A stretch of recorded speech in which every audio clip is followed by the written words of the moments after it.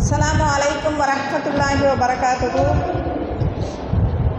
Innal hamdalillah nahmaduhu wa nasta'inuhu wa nastaghfiruhu wa na'udzu billahi min shururi anfusina wa min sayyiati a'malina. May yahdihillahu fala mudilla lahu wa may yudlil fala hadiya lahu. Ashhadu an la ilaha illallah wa ashhadu anna Muhammadan abduhu wa rasuluhu amma ba'd. Ya ayuhan nas ittaqu rabbukumul ladzi khalaqakum min nafsin wahidah wa khalaqa minha zawjaha wa batha minhuma rijalan katsiran wa nisaa wattaqullaha alladzi tasaaluna bihi wal arham innallaha kana 'alaykum raqiba. Rabbi shrah li sadri wa yassir li amri wa hlul 'uqdatam min lisani yafqahu qawli. Rabbi zidni ilma. Yasiru இலகுவாக்குங்கள், வலாத்து வசிரு சிரமப்படுத்தாதீர்கள், வபஷிரு நற்செய்தி சொல்லுங்கள், வலாத்து நஃபிரு விரண்டோடுமாறு செய்யாதீர்கள் என்ற நபிவழிக்கேற்ப எனது உரையினை துவங்குகிறேன். அல்ஹம்துலில்லாஹ். தமிழ்நாடு தௌஹீத் ஜமாத் மேலக்காவிரி கிளை ஒன்றின் சார்பாக ஏற்பாடு செய்யப்பட்டிருக்கும் இந்த பெண்கள் பயான் மற்றும் இந்த பரிசளிப்பு நிகழ்ச்சியிலே எனக்கு பேச கொடுக்கப்பட்ட தலைப்பு இரையச்சம் பெறுவோம் ஈரேற்றம் அடைவோம். இந்த தலைப்பின் கீழ்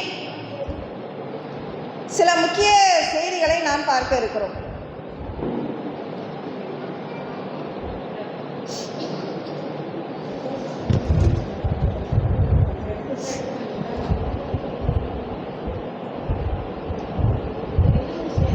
நாம் எல்லாம் பல வேலைகளுக்கு மத்தியிலே நம் வேலைகளை எல்லாம் ஒரு புறம் ஒதுக்கி வைத்துவிட்டு அல்லாஹ்வுடைய அந்த தூய மார்க்கத்தை தெரிந்து கொள்ள வேண்டும் என்ற அந்த தூய நோக்கிலே இந்த இடத்திலே ஒன்று குழம்பி உள்ளோம். இந்த நல்ல தருணத்திலே இந்த சிறப்பான ஒரு அவையை விட இன்னும் சிறப்பான ஒரு அவையிலே நாளை மறுமையிலே நம்ம இறைவன் ஒன்று கூட்ட வேண்டும் என்று இறைவனை பிரார்த்தனை செய்து எனது இந்த உரையினை ஆரம்பம் செய்கிறேன். நாம் வாழக்கூடிய இந்த உலகத்திலே நாட்கள் செல்ல செல்ல தவறுகள் அதிகமாகிக் கொண்டே போயிட்டு இருக்கிறத பார்க்கிறோம்.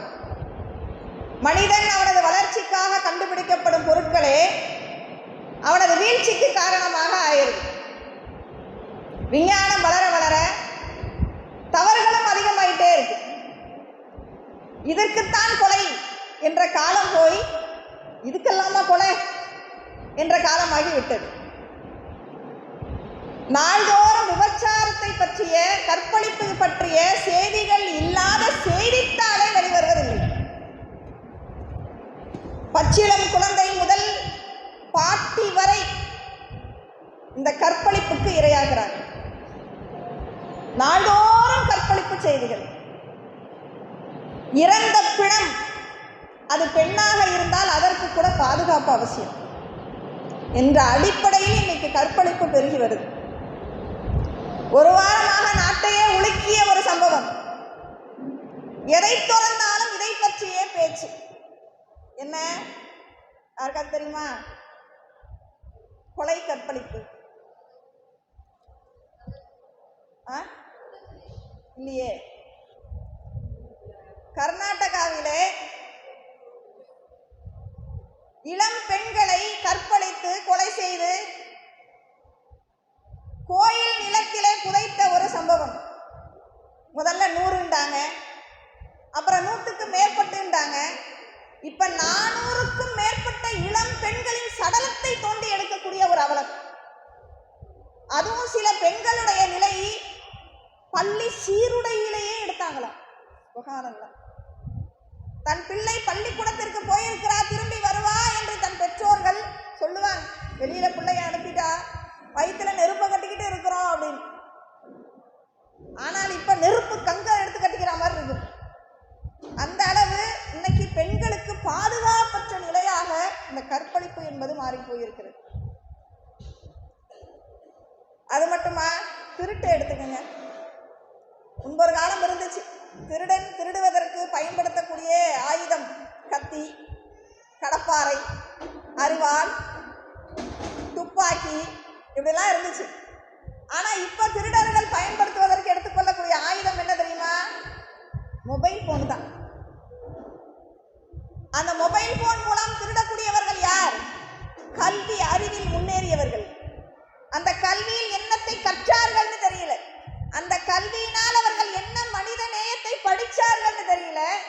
அந்த மொபைல் போன் ஒன்றை வைத்து இன்னைக்கு பல இடங்களில் பணத்தை திருடுகிறார். ஏன் சென்ற மாதம் நம்முடைய தௌஹி சகோதரருக்கு நடந்த ஒரு நிகழ்ச்சி, ராஜகிரியை சேர்ந்த நம்மளுடைய கொள்கை சகோதரர் ஒருவருக்கு போன் கால் வருது. இரவு நேரத்துல தொடர்ச்சியாக ஒரு நம்பரிலிருந்து வருது. அவங்களும் எடுத்து அட்டன் பண்றாங்க. யார் இருக்கீங்க பேசுறீங்க? இல்ல நாங்க குரான் வகுப்பு நடத்த இருக்கிறோம், அதுல நீங்க சேர்ந்துக்கங்க, குரானை பற்றி நிறைய தெரிஞ்சுக்கலாம். ஓ அப்படியா? ஏன்னா இவங்களும் மார்க்க விஷயத்துல ரொம்ப ஈடுபாடான ஒரு நபர். நாங்க குரான்ல படிக்க சேர்ந்துக்கிறேன். அப்போ உங்களுக்கு ஒரு ஓடிபி வரும், அந்த ஓடிபி எங்கிட்ட சொல்லுங்க, தினந்தோறும் நாங்க உங்களை ஜூம் கிளாஸ்ல அழைப்போம், ஆன்லைன்ல அழைப்போம். அப்படியா? இந்த சொல்லிடுறேன் அப்படின்னு ஓடிபியை சொல்லிவிட்டு அவர் உறங்கி விட்டார். இரவு பொழுது போயிருக்கு. காலையிலே ஃபஜருடைய நேரம். ஃபஜர் தொழுகைக்காக பள்ளிவாசலுக்கு போறாரு. அவருக்கு பெரிய இடி சம்பந்தமான ஒரு பெரிய இடி விழுற மாதிரி ஒரு சம்பவம் வந்து காதில் விழுது. அவர் மெசேஜ் அனுப்புனதை போலயே அவருடைய நண்பர்களுக்கெல்லாம் மெசேஜ் போயிருக்கு. அவருடைய சொந்த பந்தம் நண்பர்களுக்கெல்லாம் என்ன மெசேஜ் போயிருக்கு? நான் ரொம்ப கஷ்டத்தில் இருக்கிறேன், எனக்கு 20,000 பணம் தேவைப்படுது, அதனால் கொடுத்து உதவி செய்யுங்க, ரொம்ப இக்கட்டான நிலையில் இருக்கிறேன், ரொம்ப அர்ஜென்ட்டாக தேவைப்படுது. அதையும் நம்பி சிலர் பணத்தை அனுப்பவும் செஞ்சிருக்கிறாங்க. அன்றைய இரவு பொழுதிலே எவ்வளவு கொள்ளையடிக்க முடியுமோ அவ்வளவு கொள்ளையடித்திருக்கிறார்கள் கையவர்கள். காலையில் அவருக்கு இந்த செய்தி தெரிந்து உடனே தன்னுடைய சக நண்பர்களுக்கெல்லாம் அவர் வேறு ஒரு மொபைல்ல மெசேஜ் போடுறார். பணம் கேட்டது நான் அல்ல, அல்லாஹ் என்னை நல்ல நிலையில வச்சிருக்கிறான், நான் பிறருக்கு கொடுத்து உதவுற நிலைமையில இருக்கேன், நான் ஏன் கேட்க போறேன்? நான் கேட்கல, என்னுடைய நம்பரை யாரோ ஹேக் செய்து கேட்டிருக்கிறாங்க. நைட்டு ஒரு போன் கால் வந்துச்சு, அதனுடைய விபரீதம் தான் இது என்பதை விளங்கி அவர் உடனே தன்னுடைய சக நண்பர்களுக்கு மெசேஜ் போடுறார். நினைச்சு பார்க்க முடியாத அளவுக்கு திருடுறாங்க. இப்படித்தானே நம்மளால கணிக்கவே முடியல. எப்படியெல்லாம் திருட்டு இன்னைக்கு மாறி போயிருக்கிறது. கலப்படம். முன்னாடியெல்லாம் சொத்த கத்திரிக்காய் வாங்கிட்டு வந்தா வீட்டுல திட்டு விடுவோம். கண்ணை என்ன புரடியில வச்சுக்கிட்டா வாங்கினேன், பார்த்து வாங்க வேண்டியதானே. அறியும் போதே பாதி சொத்தையில போயிடுது. அப்புறம் நான் என்னத்தான் ஆணத்துல போட. இப்பெல்லாம் என்ன தெரியுமா? சொத்த கத்திரிக்காய் தான் மவுசு ஜாஸ்தி, அதுதான் மருந்து கம்மியா போடுறாங்க, அதுதான் டேஸ்டா இருக்கு. அதுல ஒரு பூச்சி உயிரோட இருந்தா அதை சாப்பிட்டுட்டு நம்ம உயிரோட இருக்கலாம். கலப்படம் என்றால் நம்ம கண்ணுக்கு தெரியும். அரிசியிலே கல்லை கலப்பார்கள், கல்லை தூக்கி வீசிவிட்டு அரிசியை சமைத்து சாப்பிடுவோம். பருப்பிலையும் கல்லை கலப்பார்கள், நெல்லை கலப்பார்கள், அதை தூக்கி போட்டு விட்டு அதை சமைத்து சாப்பிடுவோம். இப்ப கலப்படம் செய்யப்பட்ட பொருள் உங்களுக்கு கண்ணுக்கு தெரிய வேண்டும், அதை அறிய வேண்டும் என்றால் நீங்கள் ஒரு ஆய்வு கூடத்தை வச்சு நடத்த வேண்டிய நிலை. ஆப்பிளை வாங்குவோம், துணியில அப்படியே தொலைப்போம், அப்படியே கடிச்சு தின்ட்டு போயிட்டே இருப்போம். இப்பெல்லாம் ஆப்பிளை வாங்கினா ஆப்பிளா சாப்பிட போறீங்க, அது மேல மிளகு தடவி இருக்காங்க, சக்கரை. இதை சாப்பிடலாமா வேணாமா? இதுல மிளகு தடவி இருக்கா இல்லையா? இது நல்ல பொருளா கெட்ட பொருளா? ஏகப்பட்ட ஆய்வு. திங்கலாமா வேணாமான்ற குழப்பத்துல நம்மள விட்டாங்க. இது குழந்தைகள் சாப்பிடும் பொருளாச்சே, இது கர்ப்பிணி பெண்கள் சாப்பிடக்கூடிய பொருளாச்சே, இதை முதியவர் வயதானவர் சாப்பிடக்கூடிய பொருளாச்சே, இந்த பொருளை நோயாளி சாப்பிட பொருளாச்சே, யார் எக்கேடு கட்டால் எனக்கு என்ன, என்னுடைய கல்லாப்பெட்டியில் பணம் வந்தால் போதும் என்ற மனிதாபிமானமற்ற செயல் இன்னைக்கு கலப்படத்திலே நடக்குது. இதெல்லாம் உண்மையா இல்லையா? இதை நான் மறுக்க முடியுமா? இப்படி நாளுக்கு நாள் தவறுகளும் குற்றங்களும் சமுதாயத்தில் பெருகிக் கொண்டே போகிறது. இதை தடுக்க என்னதான் வழி? பல முயற்சிகள் நடக்கத்தான் செய்கிறது. சிசிடிவி கேமராக்களை வைக்கிறாங்க, அதிலும் கயவர்கள் களிமண்ணை பூசிவிட்டு கைவரிசையை காட்டி விடுகிறார்கள். போலீஸ் இரவு பகலாக காவல்துறை உலாவி வருகிறது, அவர்கள் கண்ணிலும் மண்ணை தூவிவிட்டு கயவர்கள் அந்த வேலையை செய்து விடுகிறார்கள். இதை தடுக்க என்னதான் வழி? எப்படித்தான் இதை தடுப்பது? இதை தடுப்பதற்கு 1000 வழிகள் இருந்தாலும் இஸ்லாம் சொல்லக்கூடிய 2 வழிகளை கடைபிடித்தால் கண்டிப்பாக இது போன்ற குற்றங்களை தடுக்க முடியும். அதில் ஒரு வழி என்ன? இஸ்லாமிய சட்டமே இதற்கு தீர்வு. சட்டங்கள் கடினமாகாதவரை குற்றங்கள் குறையாது. இஸ்லாமிய சட்டம் அமல்படுத்தப்பட வேண்டும். திருடுனா கையை வெட்டு. ஒருவன் கையில்லாத அலையும் போது அதை பார்க்கக்கூடிய மற்றவனுக்கு உள்ளத்தில் பயம் வரணும். அவன் திருடானு போகும்போது அந்த கையில்லாதவனை பார்க்கும்போது நாளைக்கு நமக்கும் கையில்லாத நிலை வரும். திருடுவானா?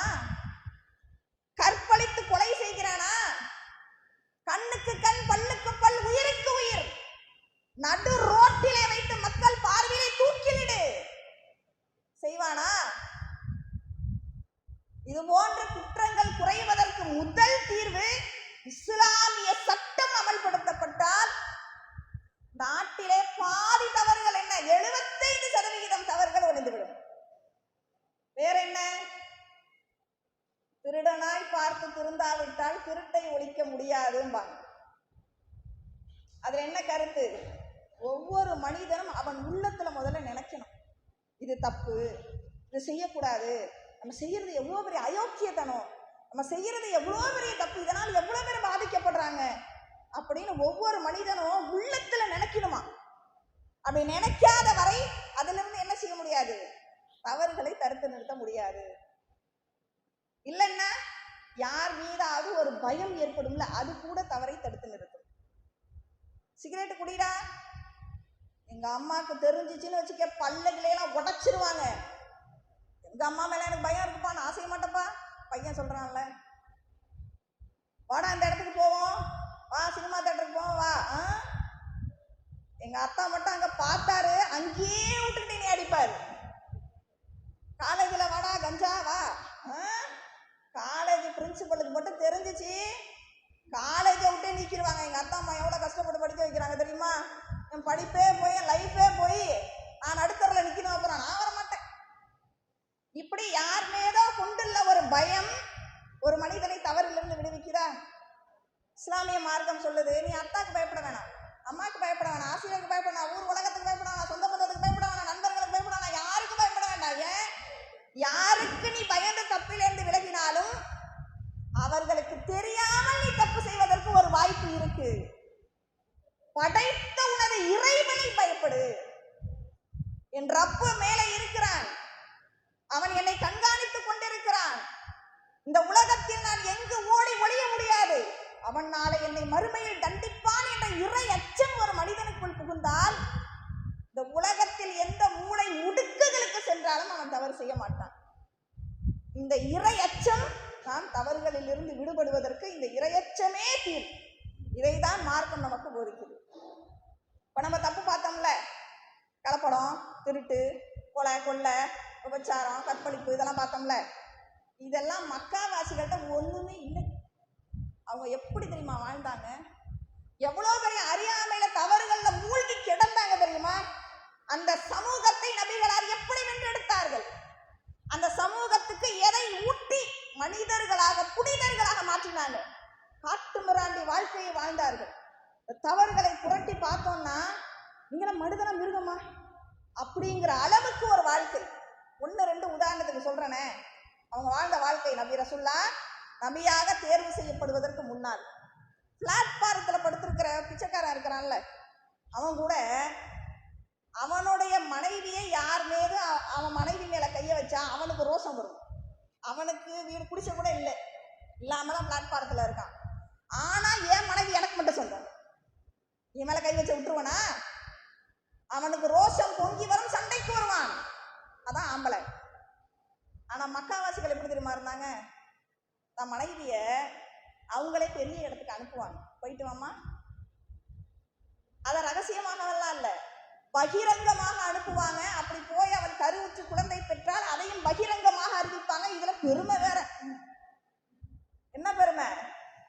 எனக்கு பெரிய குலத்தின் குழந்தை பிறந்திருக்கிறது, என் குழந்தை இல்ல, எனக்கு குழந்தை பிறந்திருக்குன்னா அது சந்தோஷங்க. என் பொண்டாட்டி வேற யாரோ ஒருத்தவன்ட்ட போய் இருந்துட்டு வந்து பெரிய குலத்து குழந்தைய பெற்று கொடுத்துருக்கிறா, எவ்வளவு அசிங்கம். இத பெருமை வேற. அப்ப எப்படிப்பட்ட வாழ்க்கையை அவர்கள் வாழ்ந்திருப்பார்கள்? மனிதனை மனிதன் அடிமை. சந்தைக்கு போனா நீங்க என்ன வாங்குவீங்க? கத்திரிக்காய் வாங்குவீங்க, ஆப்பிள் பழம் வாங்குவீங்க, இப்படி கருவாடு வாங்குவீங்க, இல்லை கீரை வகைகள் வாங்குவீங்க. இப்படி ஆடு மாடுக்கு கூட சந்தை இருக்கு.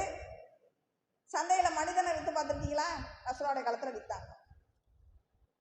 ஆண் அடிமை வேணுமா, பெண் அடிமை வேணுமா, வயதானவர் வேணுமா, இளமையானவர் வேணுமா? அடிமைக்கு தகுந்த மாதிரி ரேட்டு. அப்ப மனிதனை மனிதன் அடிமைப்படுத்தினால் அவங்க வாழ்க்கை எப்படி இருக்கும்? எப்படிப்பட்ட வாழ்க்கையை வாழ்ந்திருப்பாங்க? அவர்களுக்கு எதை ஊட்டினார்கள் ரசூல்லா? எப்படி அவங்களை மனிதனை மாத்தினாங்க? முதல்ல இறைவனை பற்றிய நம்பிக்கையை அவர்களுக்குள் விதைத்தாங்க. அல்லாஹ்னா யாரு, அவன் எப்படிப்பட்டவன், அவன் எவ்வளவு கருணையாளன், அவன் எப்படி தண்டிப்பவன், அவன் எங்கு இருக்கிறான், முதல்ல அல்லாஹ்வை பற்றிய இறை நம்பிக்கையை ஊட்டினார்கள். அவனின் மீது பயம் தன்னாக வந்தது. ஆனாதான் ரசூல்லா எந்த உரையை ஆரம்பிச்சாலும் இறையச்சத்தை போதிக்காம ஆரம்பிக்க மாட்டாங்க. ஏன்னா நீங்க என்னத்த அருமையான பயான கேட்டாலும் சரி, எவ்வளவு அருமையான திருமறை குர்ஆனுடைய வசனங்களை படிச்சாலும் சரி, எவ்வளவு பாடங்களை நீங்கள் கத்துக்கிட்டாலும் இறையச்சம் இல்லைன்னா ஒண்ணுமே இல்லை. தொழுகையை பற்றி 1 மணி நேரம் பயான் பேசப்படுது, கேட்டுட்டு வீட்டுக்கு போறீங்க, போன உடனே உள்ள உறுத்தணும். ஆக நம்ம தொழுவாம உட்காந்துருக்கோமே, இன்னைக்கு தானே கேட்டு வந்தோம், அது கூட நிறைய செய்தி சொன்னாங்களே, தொழுவுலன்னா எல்லாம் சக்கர் என்ற நரகத்தில் போட்டுருவான்னு சொன்னாங்களே, எல்லாம் மறுமையில் தொழுவை பற்றி தான் ஃபஸ்ட்டு கேட்பான்னு சொன்னாங்களே, நம்ம தொழுவுலன்னா நம்ம நரகத்துக்குள்ளே போயிடுவோம், எல்லாம் கண்டிப்பானே, நம்ம தொழுவாமல் இருக்கிறோமே, இனிமேல் தொழுவ ஆரம்பிப்போம். இந்த இறையச்சம் உங்களுக்கு வரலன்னா நீங்கள் வீட்டுக்கு போய் தொழுவ மாட்டீங்க. நல்ல அருமையான பையன் அப்படின்னு கேட்டுட்டு போயிருக்கீங்க, இந்த காதில் வாங்கி இந்த காதில் விட்டு. அப்ப இறைவனின் பயம் வரலன்னா எந்த செய்தியை கேட்டாலும் உங்களிடத்தில் மாற்றம் வராது. நரகத்தை பற்றிய பயம் வரணும், வராமல் உங்களிடத்தில் மாற்றம் வராது. அப்ப இந்த இறை அச்சம் இருக்குல்ல, அது வரலன்னா உங்களிடத்தில் மாற்றம் வராது என்பதனாலதான் ரசூலுல்லாஹ் எந்த செய்தியை சொல்ல முதல்ல இத்தகில்லா, அல்லாஹ்வை அஞ்சிக்கொள் அப்படின்னு சொல்லிட்டு சொல்லுவாங்க. அல்லாஹ்வை அஞ்சிக்க, தொழுகை நிறைவேற்று. அல்லாஹ்வை அஞ்சிக்கொள், சக்காத்தை கொடு. அல்லாஹ்வை ஐந்து கொள், உன்னிடத்தில் நேர்மையோடு பரிசுத்தமான வாழ்க்கையை வாழு, ஒழுக்கமான வாழ்க்கையை வாழு. எதை சொன்னாலும் அல்லாஹ்வை அஞ்சிக்க, அல்லாஹ்வை அஞ்சிக்கன்னு சொல்லிட்டு தான் ரசூலுல்லாஹ் அந்த செய்தியே சொல்லுவாங்க. ஒரு உபதேசத்துல மட்டுமல்ல, தனிப்பட்ட மனிதனுடைய வாழ்க்கையில் ஒரு தவறை பார்த்தால் கூட அந்த இடத்தில் போய் கூட ரசூலுல்லாஹ் எதை ஊட்டுவாங்க, அல்லாஹ்வை பயந்துக்க. ஒரு வியாபாரம் சந்தை, அந்த இடத்துல ஒரு கோதுமை விற்கப்படுகிறது. ரசூலுல்லாஹ் போய் அந்த கோதுமையில் அப்படியே கையை விட்டுறாங்க, விட்டா உள்ளுக்குள்ள ஈரமா இருக்கு, மேல காஞ்சு. அப்ப அந்த வியாபாரம் செய்பவர்கிட்ட கேட்குறாங்க, என்ன இது உள்ள ஈரமா இருக்கு மேலே காஞ்சிருக்கு? யார சொல்ல வானம் கலந்துருச்சு அப்படிங்கிறாங்க அவங்க. வானம் கலந்துருச்சுன்னா என்ன, மழை வந்துருச்சு அதனால நலஞ்சிருச்சு. அதுக்கு ரசூலுல்லாஹ் சொல்றாங்க, அப்படியா இருந்தால் ஈர கோதுமையை மேலே வச்சு காஞ்சதை கீழே வச்சுன்னு நீ விற்கணும். அப்ப நீ காஞ்சதை மேலே வச்சு ஈரத்தை உள்ள வச்சா மனிதர்களை ஏமாத்துறியா, மோசடி செய்தியா? அல்லாஹ்வை பயந்துகொள், அந்த இடத்துல ரசூலுல்லாஹ் சொன்னாங்க. மோசடி செய்பவர் என்னை சார்ந்தவர் அல்ல. அந்த இடத்துல அந்த தவறை தடுக்க ரசூலுல்லாஹ் என்ன சொன்னாங்க, அல்லாஹ்வை நீ பயந்துக்க. மோசடி செய்பவருக்கு மறுமையிலே கொடி நடப்படும் அடையாளம், இவரெல்லாம் உலகத்திலே மோசடி செஞ்சவர். அப்ப அவர் அந்த தவறை தடுத்து நிறுத்த எதை ஊட்டினாங்க, அல்லாஹ்வை பயந்துக்க. சஹாபி அபூ மஸ்ஊத் ரலியல்லாஹு அன்ஹு தன்னுடைய அடிமையை அடிக்கிறாங்க, சாட்டையால வேகமா அடிக்கிறாங்க. ரசூலுல்லாஹ் வேகமா அதை பார்த்து விட்டு கூப்பிடுவாங்க, அபூ மஸ்ஊதே. ரசூலுல்லாஹ் கூப்பிடுறது கூட காதுல உழுவாத அளவுக்கு சாட்டையுடைய சவுண்டு, அடிச்சுக்கிட்டே இருப்பாங்க. ரசூலுல்லாஹ் கூப்பிட்டுக்கிட்டே கிட்ட வந்துருவாங்க. கிட்ட வந்த உடனே ரசூலுல்லாஹை பார்த்து விட்டு சாட்டையை கீழே போட்டுருவாங்க. அப்ப அந்த அவங்கள்ட்ட ரசூலுல்லாஹ் சொல்லுவாங்க, இந்த அடிமையை அடிப்பதற்கு உனக்கு எப்படி அதிகாரம் இருக்கிறதோ அதை தாண்டி உன்னை தண்டிப்பதற்கு உன் இறைவனுக்கு அதிகாரம் இருக்கு.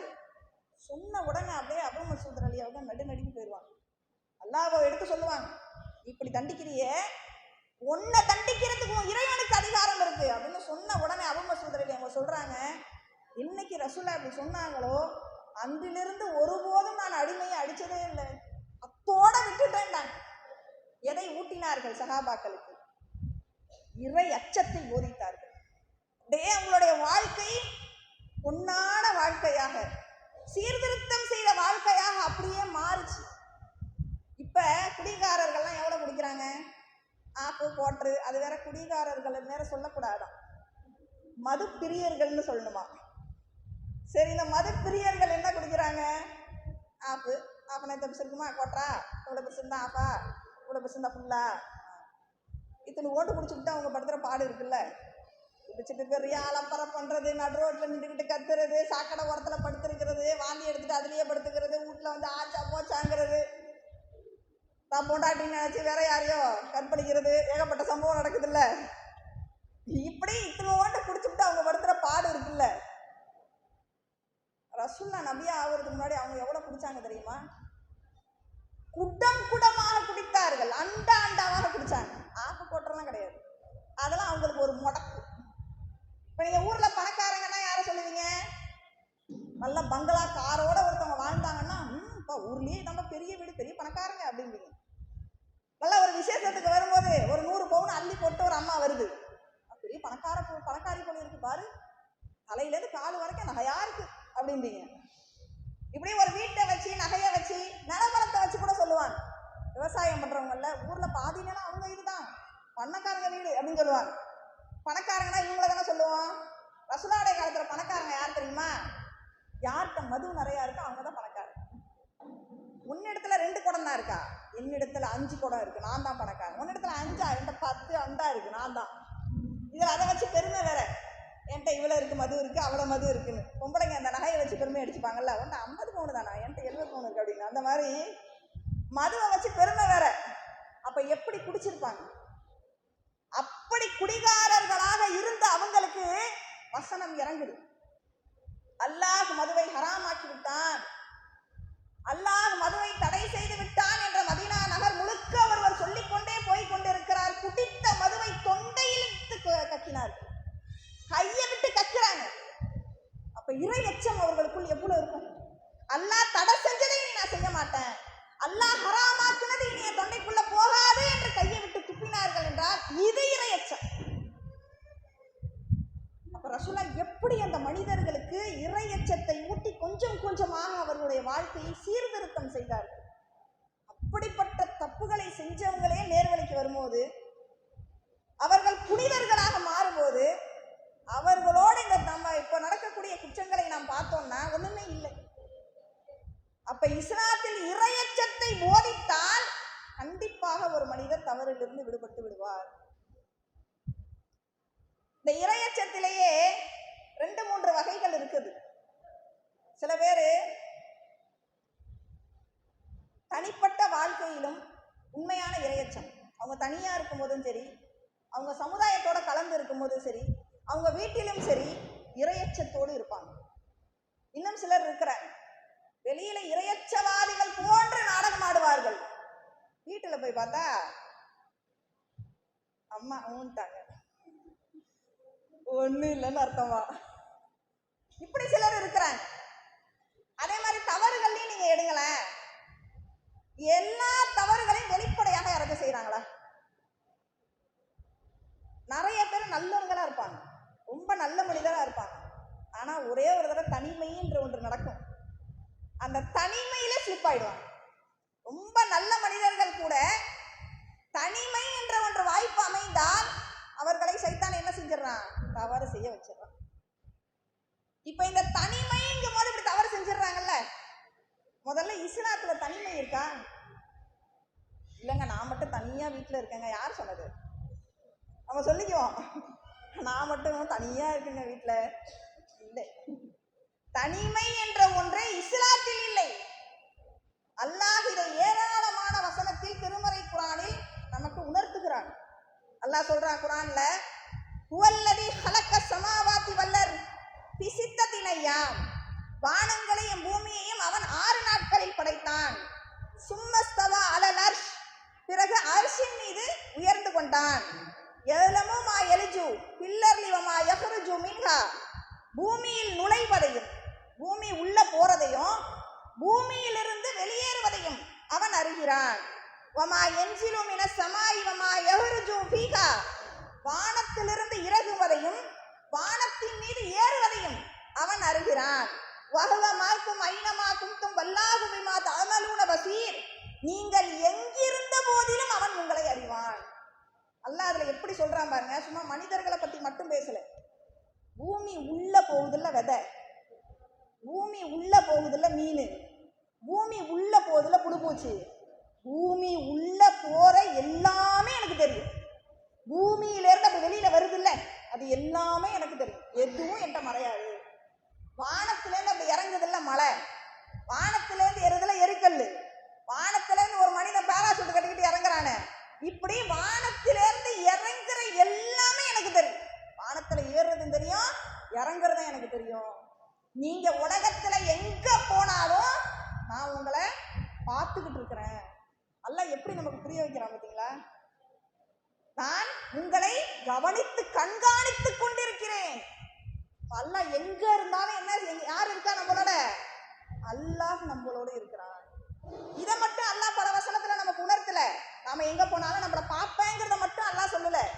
வேறு ஒரு வசனத்துல அல்லாஹ் சொல்றான், அம் யஹ்சபூன அன்னா லா நஸ்மஉ ஷிர்ருஹும் வ நஜ்வாஹும் பலா வ ரசூலுனா லதைஹிம் யக்துபூன். அவர்களது ரகசியங்களையும் நீங்க எங்க இருந்தாலும் நான் பார்ப்பேன். எப்படி பார்ப்பேன்? நீங்க பேசுறத நீங்க செய்யறத மட்டுமா பார்ப்பேன்? உங்க ரகசியம் யாருக்கும் தெரியாம உள்ளத்துல பூட்டி வச்சிருக்கீங்களே ரகசியம், எனக்கு தெரியும். ரகசியம்னு மட்டும் சொல்லாம அல்லாஹ் உண்மையா சொல்றான். ரகசியத்தையும் பரம ரகசியம், ரகசியத்தை விட ரகசியம், நீ உள் மனசுல யாருக்குமே தெரியாதுங்கிறிய, அது கூட எனக்கு தெரியும். என்னுடைய தூதர்களும் உன்னை கண்காணிக்கிறார்கள். அப்ப அல்லாட்ட எது மறையாது? நம்ம பேசுறத, நம்ம செய்யறத, நம்ம போறத வரத, எதை மட்டும் அல்லாஹ் பார்க்கல, நம்ம உள்ளத்துல என்ன இருக்கு, என்ன ரகசியத்தை பூட்டி வச்சிருக்கோம். உலகத்துல யாருக்கிட்ட வேணாலும் மறைச்சிடலாம். அந்யுன்யமான கணவன் மனைவியை பற்றி நன்றாக புரிந்து கொண்ட கணவர், அவர் கூட சில நேரத்தில் குழம்புவார். உள்ளத்துல என்ன தான் வச்சிருக்காளோ தெரியல, காலையில இருந்து முஞ்சி ஊர் இருக்கு அப்படிம்பாரு. அவர் கூட தெரியாது, கண்டுபிடிக்க முடியாது. நம்மை 10 மாதம் பெற்றெடுத்த தாய் என்ன நினைச்சுக்கிட்டு இருக்கானே தெரியல, போன் பேச மாட்டேங்கிறா. எல்லாத்தையும் மறைச்சிடலாம். ஆனா யார்கிட்ட மறைக்க முடியாது? நாம ரகசியம், பரம ரகசியம், ஆள் மனசில் இருக்கிற ரகசியம், அது கூட யாருக்கு தெரிஞ்சிடும்? நாம் இறைவனிடம் திறந்த புத்தகம். அவன் எப்போதும் நம்மோடு இருக்கிறான், நம்மை கண்காணித்துக் கொண்டிருக்கிறான், நம்முடைய உள்ளங்களை ஆய்வு செய்து கொண்டிருக்கிறான். அனைத்தும் அறிந்தவன் நம்மளுடைய இறைவன். அப்புறம் என்னத்த நீங்க தனியா இருக்கீங்க? சரி, நம்ம மட்டுமா, அல்லாஹ் மட்டுமா நம்மளோட இருக்கான்? இன்னொரு வசனத்துல அல்லாஹ் சொல்கிறான், அதாவது நம்மோடு இறைவன் மட்டுமல்ல, 2 மலக்குமார்கள் இருக்கிறார்கள்.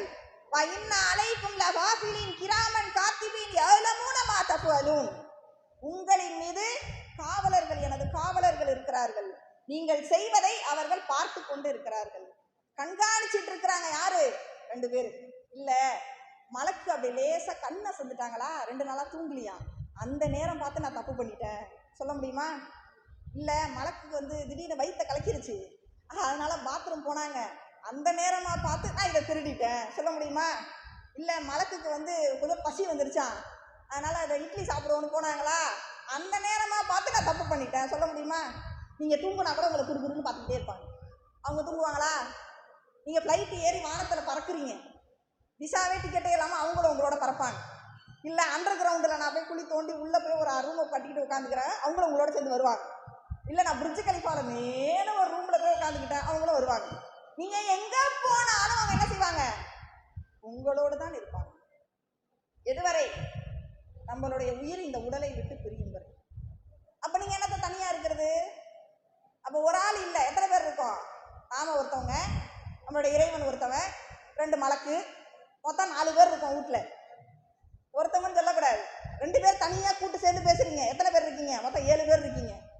3 பேர் சேர்றீங்க, எங்கே போய் நிற்கும்? அப்ப நாம மட்டும் தனிங்கிறதே இல்லை. இதைத்தானங்க நோன்பு நம்மளுக்கு ஊட்டுது. இந்த எண்ணம், இந்த இரையச்சம் நமக்கு வரணுங்கிறதுக்காக தான் ரமலானுடைய மாதம்.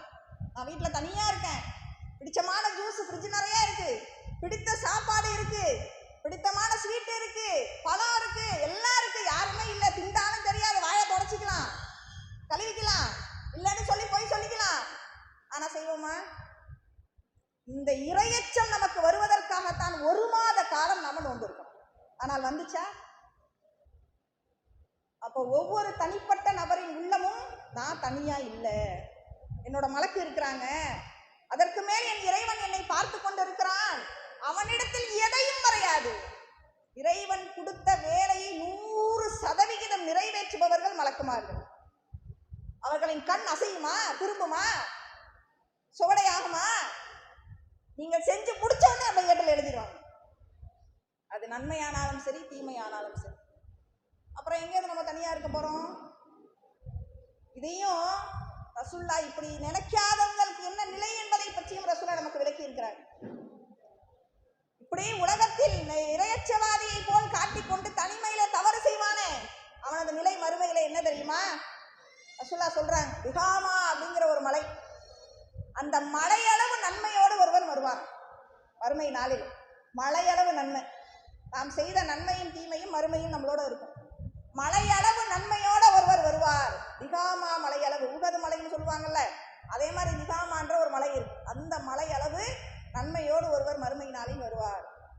அல்லாஹ் என்ன செய்வானா, அந்த நன்மையை அப்படியே தூசிகள் ஆக்கிடுவானா, அப்படியே காத்துல அப்படியே பறக்க விட்டுருவானா. ஒரு பஞ்சை வச்சு ஃபேனை போட்டால் என்ன ஆகும், மூட்டை பஞ்சை வச்சாலும் பறந்து போயிரும்ல. அதே மாதிரி அந்த அனைத்து நன்மைகளையும் அப்படியே பஸ்பமாக ஆக்கிடுவான், காற்றில் அவைகள் கலந்துவிடும். ஏன் இந்த நிலைமை? ரசூலுல்லாஹ் சொல்றாங்க, இவர்கள் யார் தெரியுமா?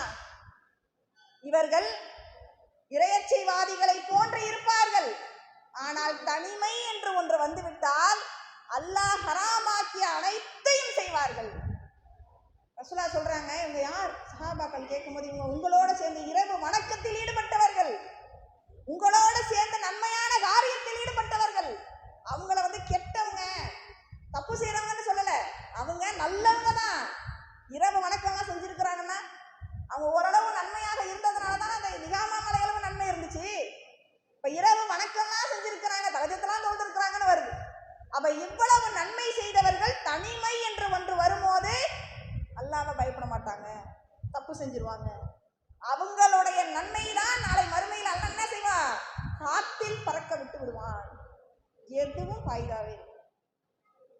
அப்ப உண்மையான இறையச்சைவாதி எப்படி இருக்கணும்?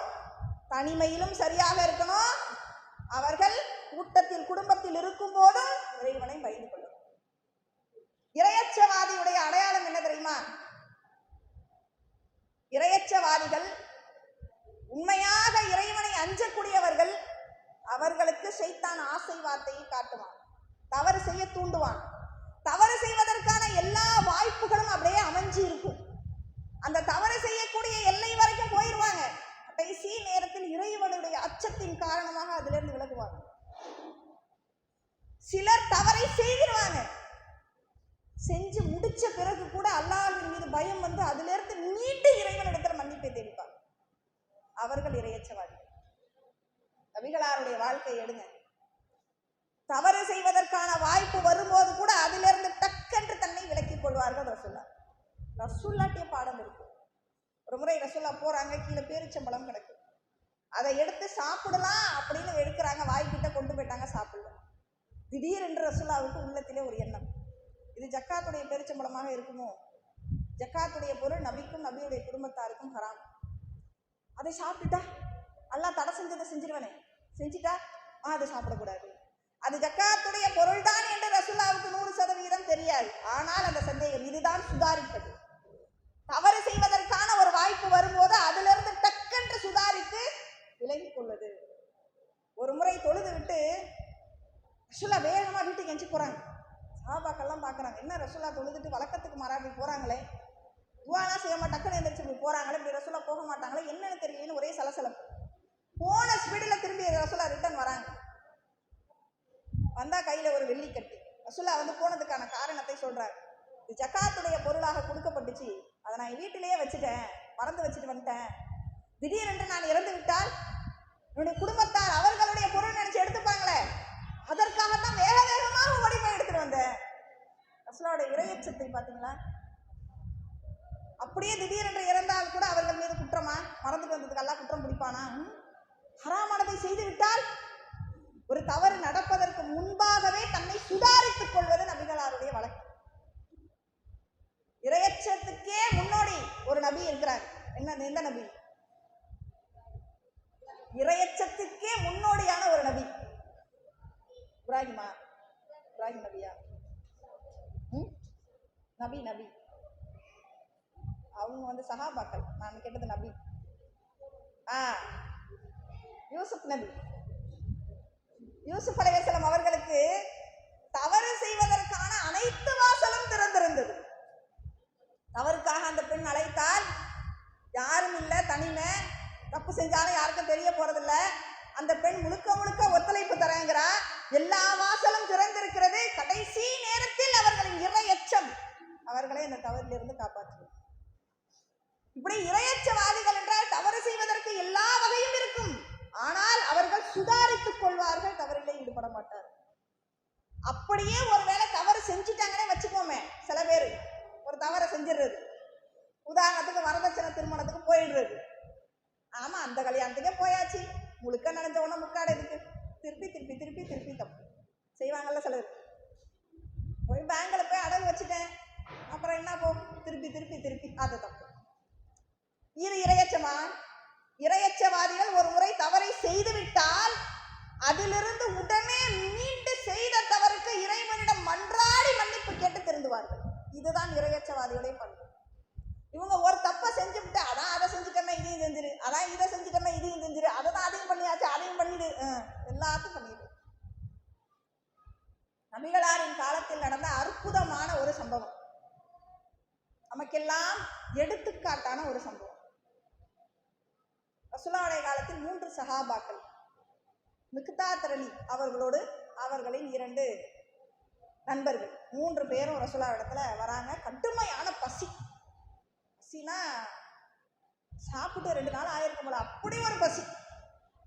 அந்த பசியோடு ரசூலுல்லாஹி இடத்துல வராங்க. ரசூலுல்லாஹ் அவங்கள பார்த்த உடனே பசியோடு இருக்கிறாங்கன்னு தெரிஞ்சுக்கிறாங்க.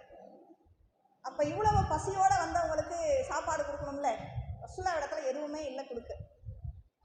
அப்போ ரசூலுல்லாஹ் அவங்க இடத்துல சொல்கிறாங்க, உங்களை போன்ற நானும் பசியோடு தான் இருக்கேன், என்னிடத்துல அந்த சில ஆடுகள் இருக்குது, அந்த ஆட்டுக்கு பாலை கறங்க, நீங்களும் குடிச்சு உங்கள் பசியை போக்கிக்கங்க, எனக்கும் எனது பங்கை கொடுங்க அப்படின்னு சொல்கிறாங்க. சரின்னு அந்த ஆட்டிலே பாலை கறந்து அதை 4ஆக பங்கு போட்டு ரசூலுல்லாஹ்வுக்கு ஒரு பங்கு, 3 பங்கு இவங்களுக்கு, இப்படியே குடிச்சிட்டாங்க.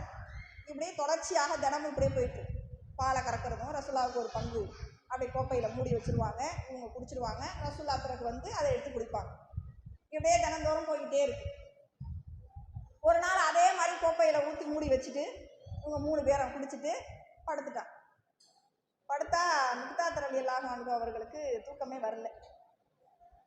ஏன்னா அந்த பால் வயிற்றுக்கு போதுமானதாக இல்லை. பாக்கி 2 பேர் தூங்கிட்டாங்க. இவங்களுக்கு மட்டும் தூக்கம் வரல, பரண்டு படுத்துக்கிட்டு இருக்கிறாங்க. சைத்தான் ஓடி வருகிறான். தனிமையில் இருந்தால் தான் சைத்தான் வருவானே. சைத்தான் வந்து ஆசை வார்த்தையை காட்டுகிறான். ரசூலுல்லாஹ் அன்சாரிகளோட போயிருக்கிறாங்க. ரசூலுல்லாஹ்வுக்கு அன்சாரிகள் வந்து வெறும் இதோட அனுப்பிடுவாங்க, அவங்களுக்கு நல்லா சாப்பாடெல்லாம் கொடுத்து தான் அனுப்புவாங்க. உனக்கு தான் வேணும், வயிற்றுக்கு பத்தில், அதான் தூக்கம் வரல, உனக்கு தான் பசி, உனக்கு தான் வேணும், நீ குடி, ஒன்றும் பிரச்சனை இல்லை. ரசூலுல்லாஹ் குடிச்சிட்டு தான் வருவாங்க. அவங்க யார் கூட போயிருக்காங்க, ஒன்றும் சாப்பிடாம இதுதான் ரசூலுல்லாஹ்க்கு தேவையா? அவங்க நல்லா சாப்பிட்டு தான் வருவாங்க. இது இல்லை, இதை வச்சு என்ன ரசூலுல்லாஹ் வயிறு நின்றுமா? அவங்க சாப்பிட்டு தான் வருவாங்க, உனக்கு தான் தேவை, நீ குடின்ற எண்ணத்தை திரும்ப சைத்தான் போட்டுக்கிட்டே இருக்கான். ஒரு கட்டத்தில் எந்திரிச்சு போய் கோப்பையில் உள்ளதை குடிச்சிடுறாங்க. குடிச்சிட்டு வந்து படுத்துட்டாங்க. உள்ளம் உறுத்த ஆரம்பித்து விட்டது. இதுதான் இரையச்சம். தவறை செய்து விட்டாலும் உள்ளம் என்ன ஆயிடும், உள்ளம் உறுத்தல் ஆரம்பித்து விடும். நம்ம பெரிய தவறு செஞ்சுட்டோம், பிறகு சைத்தான் வரான். செய்யண்டவன் மறுபடியும் வந்து என்ன சொல்றாரு, எப்படிப்பட்ட காரியத்தை செஞ்சுட்ட தெரியுமா, ரசூலுல்லாஹ்வோட ஹக்கிலே கையை வச்சுட்டியா, ரசூலுல்லாஹ்வுடைய உணவுலேயே நீ வந்து குடிச்சுட்டியா, எப்படிப்பட்ட பாவத்தை செஞ்சிருக்க, நபியுடைய உணவை தின்னுட்ட, இது சாதாரண பாவமா என்று சைத்தான் திரும்பவும் ஊசலாட்டத்தை ஏற்படுத்துகிறான். மிக்தாத் அலி அவர்களுக்கு ப்ரெஷர் ஏறுது, ஹை ப்ரெஷர், கட்டுமையான உள்ளத்தின் உளைச்சல். பெரிய விஷயத்தை நம்ம செஞ்சிட்டோம், ரசூலுல்லாஹ் வர போகிறாங்க, நமக்கு எதிராக இப்போ துவா செய்ய போகிறாங்க, நம்ம அல்லாட்ட மாட்டிக்கிட்டோம் அப்படின்னு கட்டுமையான பயம், பதட்டம், அப்படியே போர்வையை போத்திக்கிட்டு அப்படியே படுத்துருக்குறாங்க. ரசூலுல்லாஹ் வராங்க, என்ன செய்ய போகிறாங்களோன்னு அப்படியே போர்வையை நீக்கிட்டு அப்படியே ரசூலுல்லாஹ் பார்க்குறாங்க. நேராக ரசூலுல்லாஹ் வராங்க, கோப்பையை திறந்து பார்க்குறாங்க, பால் இல்லை, கையேந்திட்டாங்க. ஆகா, நம்ம நினச்சது சரிதான், நமக்கு எதிராக தான் ரசூலுல்லாஹ் துவா செய்ய போகிறாங்க, முடிஞ்சிச்சு நம்ம கதை அப்படின்னு ரொம்ப பயத்தோடு அவர்கள் அப்படியே பார்த்துக்கிட்டே இருக்கிறாங்க. ரசூலுல்லாஹ் என்ன துவா செய்கிறாங்கன்னு கேட்போம் அப்படின்னு கவனமாக கேட்குறாங்க. ரசூலுல்லாஹ் இரு கரங்களும் ஏந்துறாங்க. அல்லாஹும்ம அத்இம்மன் அத்அமனி வ அஸ்கீமன் அஸ்கானி, யா அல்லாஹ் எனக்கு உணவளித்தவருக்கு நீனும் உணவளி, எனக்கு பருக கொடுத்தவருக்கு நீனும் பருக கொடு.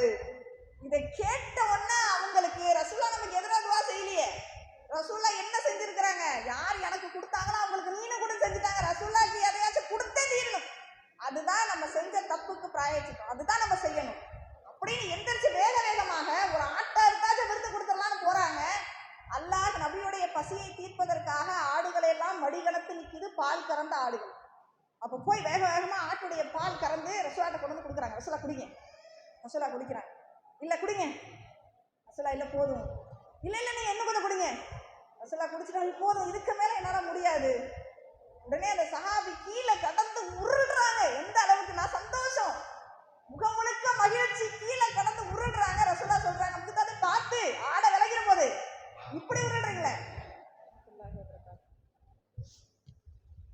அவருடைய அந்த மகிழ்ச்சியை பார்த்து விட்டே ரசூலா கேட்கிறாங்க, என்ன நடந்துச்சு, என்னமோ நடந்திருக்கு அப்படின்னு மட்டும் ரசூலாவுக்கு தெரியுது. அப்ப ரசூலா இடத்துல நடந்த செய்திகளை எல்லாம் சொல்றாங்க. அப்ப இந்த சம்பவம் நமக்கு என்ன உணர்த்துது? ஒரு தவறை நாம் செய்துவிட்டால் கூட சைத்தானுடைய தூண்டுதல்ல உள்ள உறுத்தணும் இறையச்சவாதிகள். அதிலிருந்து மீளணும் நினைக்கணும். அதுக்கு நாம் பதிலாக நாம் என்ன நன்மையான காரியத்தை செய்து அந்த தவறை நீ செய்யக்கூடாது என்ற எண்ணம் இனி உள்ளத்திலே வரும். இதுதான் இறையச்சவாதிகளுடைய பண்பு. இப்படி யார் இறையச்சத்தோடு இந்த உலகத்தில் நடந்து கொள்கிறாரோ அவரை இந்த உலகத்திலும் அல்லாஹ் கண்ணியப்படுத்துவான். இறையச்சவாதிகளை நாளை மறுமையிலும் அல்லாஹ் கண்ணியப்படுத்துவான். இறையச்சவாதிகளுக்காகவே அல்லாஹ் அரிசின் நிழலை தயாரித்து வைத்திருக்கிறான். அரிசின் நிழல் பெறும் 7 நபரில் இறையச்சவாதிகளை அதிகம். இறையச்சவாதிகளை அல்லாஹ் வெயிலிலே கூட மறுமையில நிப்பாட்டியே. அப்ப அல்லாஹ் எவ்வளவு கண்ணியப்படுத்துறான். நீங்களாம் வெயில்ல நிக்கலாமா? என்னுடைய அரிசின் கீழ் நான் உங்களை அரவணைத்துக் கொள்கிறேன், இறையச்சவாதிகளை வாங்க என்று இறையச்சவாதிகளுக்காகவே அரிசி நிழல் மறுமையிலே தயாராக இருக்கு. இந்த உலகத்திலும் கண்ணியப்படுத்துவான். வெளிநாட்டிலே நடந்த ஒரு அற்புதமான சம்பவம். சூடான் நாட்டை சேர்ந்த ஒரு வயதானவர் பஞ்சத்தில் அடிப்பட்டவரை போன்று இருக்க அவரை பார்க்கிறது. பரட்டை தலை, ஒல்லியான தேகம், கருமை நிறம். அவர் அப்படியே ரொம்ப சாப்பிட்டு எத்தனை நாள் ஆச்சு அப்படின்னு கேட்கிற அளவுல இருக்கு அவருடைய தோற்றம். அது வெளிநாட்டுல வேலை செய்யறதுலயே ரொம்ப கஷ்டமான வேலை எது தெரியுமா? ரொம்ப கஷ்டம். பல பேர் சொல்லுவாங்க, கம்பெனியில வேலைன்னு சொல்லி போய் ஒட்டகம் மேய்க்க விட்டுட்டாங்க, ஆடு மேய்க்க விட்டுட்டாங்கம்பா. வெளிநாட்டுல இருக்கிற பார்க்கிற வேலையிலே ரொம்ப கஷ்டமான வேலை அதான், ஆடு மேய்ப்பது, ஒட்டகம் மேய்ப்பது. அந்த வேலையை அவர் பார்க்கிறார். அப்ப அவர் பார்க்கும் போதே ரொம்ப கஷ்டமான நிலைன்னு தெரியுது. ஆடு மேய்ச்சிட்டு இருக்கிறாரு. அந்த இடத்துல ஒரு கார் போகுது. அவரை கூப்பிட்டு கேட்குறாங்க, என்னிடத்துல இந்த ஒரே ஒரு ஆடு, இவ்வளவு ஆடு வச்சிருக்கிறேன், ஒன்னே ஒன்று கூட. இல்லை, இது என்னுடையது கிடையாது, என்னோட கஃபீலோடது, முதலாளியோடது, நான் தரமாட்டேன் அப்படின்னு சொல்றாரு. இல்லை, உன் முதலாளியோட தான், உன்னோடது இல்லை, பரவாயில்ல கொடு, உனக்கு அதுக்காக வேண்டிய அமௌண்ட் தரேன் அப்படின்னு சொல்லி பணத்தை எடுத்து இப்படி நீட்டுறாரு. இல்லை, என்னுடைய கஃபீலுக்கு தெரியாம நான் தரமாட்டேன். உன் கஃபீல வந்து என்ன எண்ணியா பார்க்க போறாரு, தெரியவா போகுது, ஒரே ஒரு குட்டியை கூட எனக்கு அரிச்சட்டா தேவைப்படுது, உனக்கு எவ்வளவு வேணா நான் காசு தரேன் அப்படின்னு சொல்லி திரும்ப திரும்ப அந்த காசை எடுத்து நீட்டுகிறார். உடனே அந்த மனிதர் சொல்கிறார், வானத்தின் பக்கம் கையை உயர்த்துகிறார், என் கஃபீல்கிட்ட மறைச்சிடலாம், என் கஃபீலுக்கு தெரியாது, அல்லாஹ் பார்த்துட்டு இருக்கிறான். சொன்ன உடனே அவருக்கு ரொம்ப ஆச்சரியமாக இருக்கிறது. கூட பஞ்சத்தில் இப்படி அடிபட்ட மாதிரி இருக்கிறாரு, கூட பரம ஏழையா இருப்பாருன்னு தோணுது. இவர் பணத்துக்கு கூட மயங்கலையே, அல்லா மேல இவ்வளவு இறை நம்பிக்கையோட இருக்கிறாரே அப்படின்னு அவருக்கு ரொம்ப ஆச்சரியம். அவர் நேரா போய் அவர் எந்த கஃபீல்கிட்ட வேலை செய்யறாரோ அவர்கிட்ட போய் சொல்றாரு, உன்னுடைய வேலையால் இறையச்சவாதியா இருக்கிறாரு, இந்த மாதிரி நடந்துச்சு, இப்படி சொன்னாரு என்று சொன்ன உடனே அந்த கஃபீலுக்கு கடுமையான ஆச்சரியம். கொடுத்தாங்க நமக்கு ஒன்றும் தெரிய போறது இல்லையா, ஆனால் இவர் எந்த அளவுக்கு நேர்மையோட இருக்கிறாரு, அல்லாஹ்வை எவ்வளவு பயப்படுறாரு என்று சொல்லி அவரை கூப்பிட்டு பாராட்டி 10 ஆண்டு காலம் அவர் அங்கே வேலை செய்தால் எவ்வளவு ஊதியமோ அவர்களின் பெண் பிள்ளைகள் திருமணத்துக்கு பொறுப்பேற்றுக் கொண்டு அந்த பணத்தொகையும் கொடுத்து சந்தோஷமாக அவர்களை கண்ணியப்படுத்தி ஊருக்கு அனுப்பி வைக்கிறார். அவர் எதிர்பார்த்தாரா இப்படி ஒரு கண்ணியம் கிடைக்கும்னு? அப்ப இறையச்சவாதிகளை அல்லாஹ் உண்மையிலும் கண்ணியப்படுத்துகிறான், நாளை மறுமையிலும் கண்ணியப்படுத்துகிறான். அப்ப இறையச்சம் ஒரு மனிதருக்கு வரணும் அப்படின்னா அவருடைய உள்ளம் முழுக்க அல்லாஹ்வை பற்றிய சிந்தனை நிறைஞ்சு இருக்கணும். இறைவனை முதல்ல அறிந்து கொள்ளணும். இறைவன் என்றால் யார், அவன் எப்படிப்பட்டவன் என்பதை முதல்ல தெரியும். அதற்கான ஒரு வழிவகையை மேலக்காவேரி கிளை உங்களுக்கு ஏற்பாடு செய்து தருகிறது. எப்பொழுதும் நீங்கள் இறைவனின் நினைப்பிட ஈடுபடணும். தாங்க இந்த புக்க படிங்க, அந்தாங்க அந்த புக்க படிங்க. வீட்டிலே கூட உங்கள் எண்ணம் தடுமாறி விட வேண்டாம். இதை படிச்சுடுவாங்க, நாங்க கேள்வி கேட்கிறோம், இதை படிச்சுடுவாங்க, உங்களுக்கு நான் ஊக்கப்படுத்துறோம், பைஸ் தரோம். ஏன்னா எந்த அளவு நாம வந்து இந்த இஸ்லாத்தின் மார்க்கத்தின் பால், இறைவனின் பால், திருக்குரானின் பால் நம் எண்ணத்தை திருப்புகிறோமோ அந்த அளவுக்கு இறை பயம் வரும். ஹன்னலா என்ற ஒரு நபித்தோழர் திடீரென்று கத்திக்கொண்டே வருகிறான், நான் முனாஃபிக்காகி விட்டேன், நான் முனாஃபிக்காகி விட்டேன். அபூபக்கர் அலி அவங்க கேட்கிறாங்க, ஏன் இப்படி சொல்கிறாய்? இல்ல, அல்லாஹ் தூதரோடு சபையில அமரும் போது ஈமான் அதிகரிக்குது, சொர்க்கத்தை பற்றிய ஆசை வருகிறது, நரகத்தை பற்றிய பயம் வருகிறது, அதோடு சபதம் எடுத்துக்கொண்டு நான் போகிறேன், நீ எல்லா விஷயத்திலும் சரியாக இருக்க வேண்டும், வணக்க வழிபாடு இருக்க வேண்டும். ஆனா வீட்டுக்கு போனதும் அப்படியே என்னுடைய குடும்பத்தோடு என் உள்ளம் ஒன்றி விடுகிறது. அப்ப அப்போ நான் முனாஃபிக் ஆயிட்டனே அப்படின்னு சொல்கிறாங்க.